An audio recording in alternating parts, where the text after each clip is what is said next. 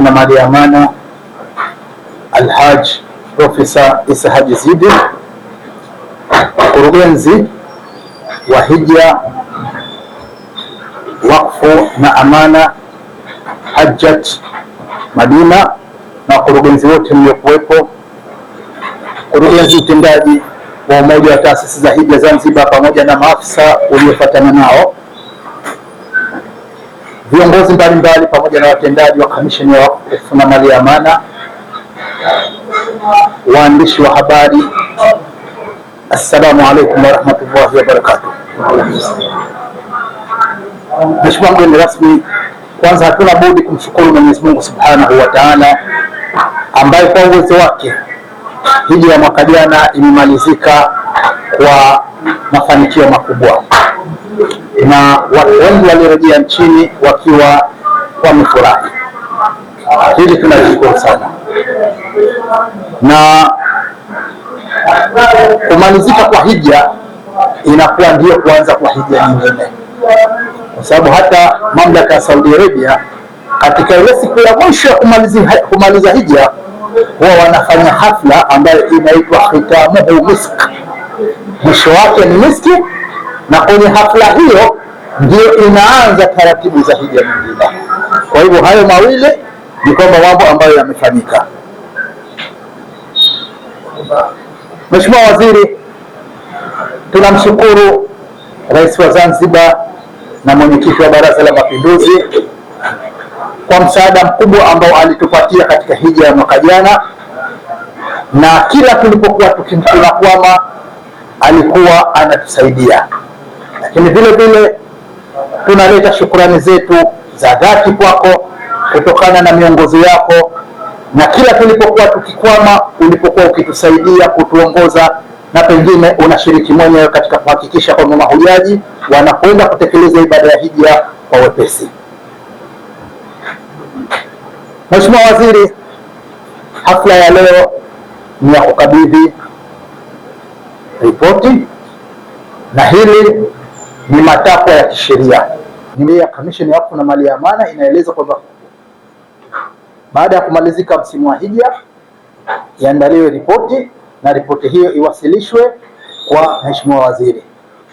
Na toka mwaka jana, na ndo pengine tukachelewa kidogo, kwa sababu toka mwaka jana tulianzisha utaratibu kwamba hatuitoi tukakuletea barua tu, tunafanya hafla rasmi ili kukukabidhi ripoti hiyo, na ndicho ambacho tutakachokifanya katika mwaka huu. Na ripoti yetu imejigawa katika sehemu tatu, kwa sababu hija kwa sasa hivi tunapokwenda ina maeneo matatu. Kuna ibada yenyewe ya hija ambayo takriban inaanza toka maandalizi, kama ambavyo maandalizi ya hija inayokwenda ulivyoyasikia kwamba tayari yameshaanza, lakini yanamalizika baada ya kumalizika ibada ya hija. Na kwa mwaka jana jumla ya mahujaji 3506 na viongozi 35 walishiriki ibada ya hija. Kati ya hao mahujaji 1198 ambao sawa na 51% walikuwa ni wanaume, na mahujaji 1107 sawa na 49% walikuwa ni wanawake. Aidha, 67% ya mahujaji ambao walisafirishwa mwaka jana walisafirishwa na taasisi za Zanzibar. Pamoja na hayo, ripoti yetu imezungumza kuhusiana na mfuko wa hija ambao kimsingi uzinduzi wake rasmi unasubiri kupitishwa kwa sheria ya Kamisheni ya Wakfu na Mali ya Amana, ambayo takriban imeshafika katika hatua nzuri, na ipo tayari inasubiri vikao vya BLM ili iweze kufanywa kazi.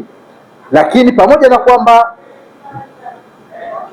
kutokana na hamu ya wananchi ya mfuko huu, tayari kuna wananchi 40 wamesema kwamba kama mfuko haujaanza basi walau hizi pesa zetu ziwekwe amana. Kwa hivyo tuna wananchi 40 ambao tayari wameshaweka amana na wanachangia, ambayo michango yao imeshafikia milioni 21,300,000 na dola 2570. Pamoja na hilo la mfuko wa hija, tumeona na ndivyo ilivyo kwamba hija ni utalii, kwa sababu mahujaji wengi wakenda Saudi Arabia siku zao za hija ni mwezi 8, 9, 10, 11 na 12. Basi ni siku 5 ndizo za hija. Zilizobaki zote wakenda Madina, maana yake ni nini? Ziara, utalii. Wakija Maka, ziara na utalii. Na ndiyo maana sasa hivi hata tulikuwa tukenda, pengine tulizoea kwenda 7 masajid baadhi ya maeneo, sasa hivi watu wanauliza mengine zaidi. Sasa hivi zishaanza ziara za Badri, zishaanza ziara za Taif. Watu washaanza kuuliza pale Abwa alipokufa mama yake Mtume alipozikwa wapi? Kamisheni tayari tumeandaa mwongozo wa maeneo takriban yote muhimu ambayo yanakuwa yanafanywa ziara Maka na Madina na maeneo ya jirani mpaka Khaibar. Lakini kutokana na wenzetu wengine mahujaji wa nchi nyingine ambao wanauliza, wenye program za Umra Plus, wanasema kwenu hakuna maeneo ambayo tunaweza tukaje tukatembelea? Tayari tumeanza program ya ziara, na katika program hiyo tumesema tusianze rasmi, lakini at least tuanze. Tukishakuwa na kitu kikubwa cha kufanya, hapo ndipo tutaizindua rasmi. Lakini mpaka sasa hivi tuna kama misikiti 10 tumeshaifanyia utafiti wa kutosha, tunamaliza sasa hivi picha zake na vitu vingine. Lakini vile vile kuna mashehe kama 9 nao tumeshakusanya taarifa zao za kutosha, na kuna maeneo 4 ikiwemo kwa Sharifu Musa ambayo tayari tushakusanya maelezo yake kwamba mtu anaweza akaja akenda akayafanya kazi. Mheshimiwa Waziri, vipengele hivi vitatu vyote vimeelezwa kwa kina katika ripoti, na kama tulivyosema tumeeleza kwa mukhtasar tu.